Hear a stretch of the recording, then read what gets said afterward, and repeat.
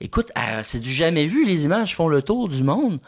Puis là, ça dégénère, là, le Québec est à feu et à sang.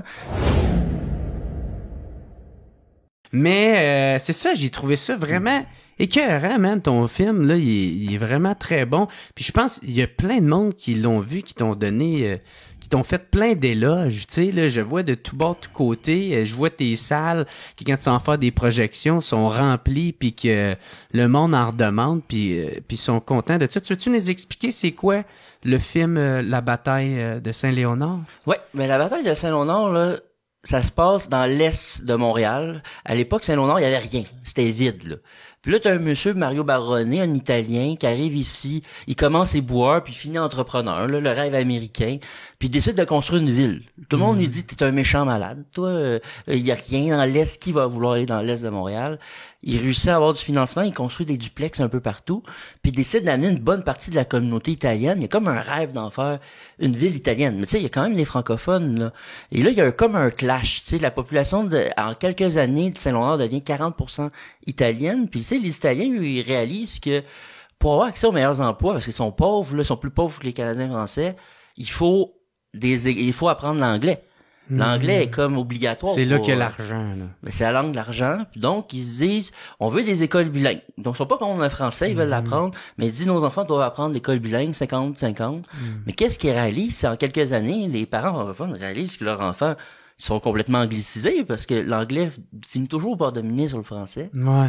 Puis là, il y a un gars qui s'appelle Raymond Lemieux, un architecte qui arrive à Saint-Laurent pour construire une école, tout ça. Puis il réalise, il dit, ça n'a pas de bon sens. Puis lui, il est anglophone, là, il connaît ça, il est devenu francophile, là. Il a marié une Canadienne-Française, et après on a dit Québécois, mais à l'époque on disait Canadienne-Française, puis il dit, ça n'a pas de bon sens, il faut que quelqu'un fasse de quoi. Donc il crée un mouvement, puis il y a une élection scolaire, puis c'est la première fois au Québec qu'une élection scolaire décide de mettre fin, de légiférer sur la loi. Là, ils disent le français obligatoire à Saint-Léonard. Puis là, à partir de là, tu penses que c'est juste une petite guerre de clochers, Saint-Léonard. Mais là, ça a comme des répercussions à travers le Québec, parce que les Italiens, ils ne prennent pas. Ils décident d'aller envoyer leurs enfants dans des dans des duplex, du sous-sol, éduquer dans des duplex, des écoles clandestines. C'est de la désobéissance civile. Et puis là, le gouvernement, il dit, ben là, ça n'a pas de bon sens.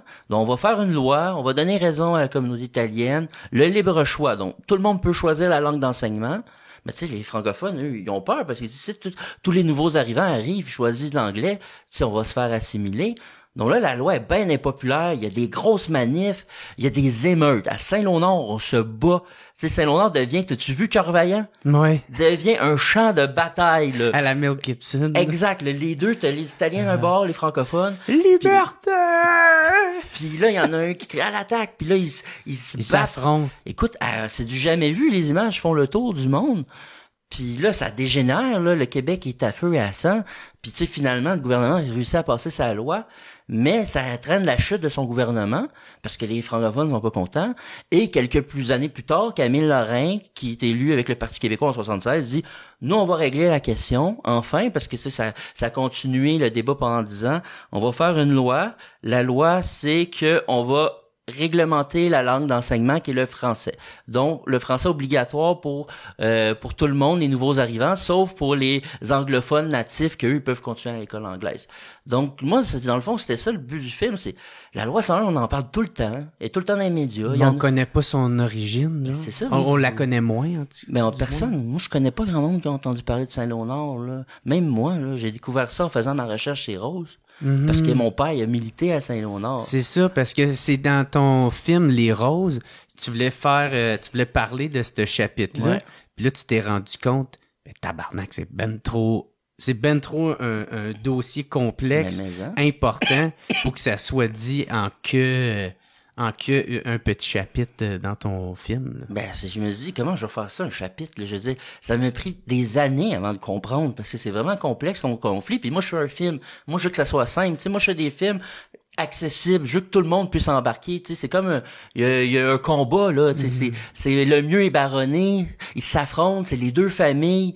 Tu sais, tu vois comment les familles ont vécu. Tu sais, les Baronnets, ils ont eu des attentats à la bombe. Lemieux était menacé de mort. Ça a eu, tu sais, ça a brisé aussi sa famille. Donc, tu sais, je pense que les gens peuvent le regarder comme un film, un récit, mais en même temps apprendre des affaires. Puis moi, j'essaie toujours de mélanger un peu les deux puis pas que ça soit juste moi je veux pas remplir trop le monde d'informations dans le crâne, tu sais. Ouais. Je veux juste garder ça simple, puis c'est ça. garder la ligne directrice. Parce que tu sais, les Américains, les Européens, ils sont tellement bons pour se mettre leur histoire en scène. Là. Tu regardes Les Misérables ou des adaptations de livres et tout ça, où tu sais, on connaît probablement plus l'histoire américaine parce qu'on a écouté Le Patriote avec Mel Gibson, une autre référence à Mel Gibson, qu'ici, parce que les films historiques, on en fait moins parce que c'est cher.